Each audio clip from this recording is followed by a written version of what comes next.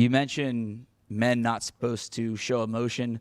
I know in the black community, as a man, definitely don't show your emotions, how you've been brought up in the past.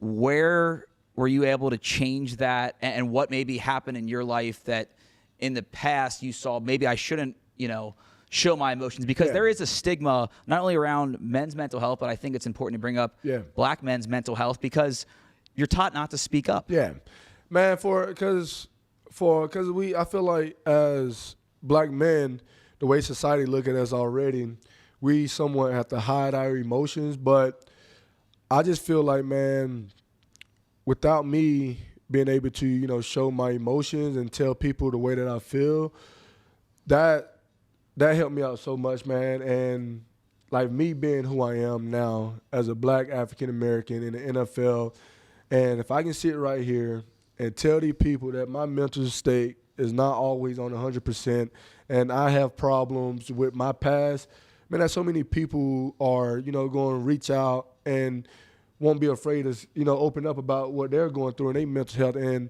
that's what it's going to take, man. It's going to take people like myself and other people to talk about mental health for people to open up, because we're taught that we got to be the provider. We got to be the strong guys. We got to make sure that your kids don't see you cry. You don't need to show no signs of weakness.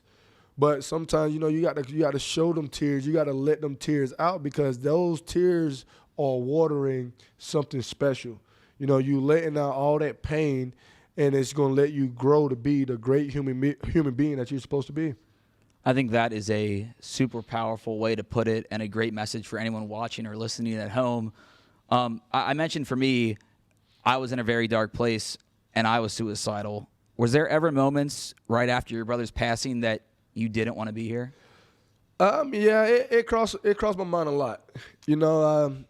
Just that pain every single day. Of only watching videos, only looking at pictures, and not seeing his goofy spirit around. Yeah. It took a toll on me. At times, you think about the worst. But then on the flip side, you think about your mom, you think about your dad, you think about your brothers and sisters of the pain that they're feeling now after losing one brother.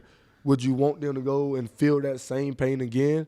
So now it's like, okay, how can I make this better? How can I be a better version of myself? How can I make sure that my mom and sisters and everybody are smiling instead of crying? For me, it was my mom. I could never. There were nights where I was drunk, walking in downtown Cincinnati, thought about jumping off a bridge or laying down in traffic, and it was the thought of my mother losing a child.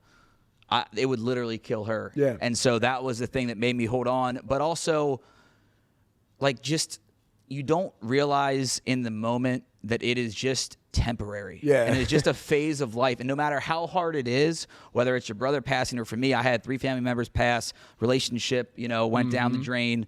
But it's just temporary. How do you, I guess, give people advice to turn that switch in their head that it is only temporary and you can't get to the other side of it? The mental health, you always have to work on it, but you can get out of that space. Yeah, but I think they got to truly understand that it's going to be hard. Right. It'll be bad before it get good. But, they say that, God give his toughest battle to his strongest soldiers, and he wouldn't put more on you than what you can bear, and he understand that.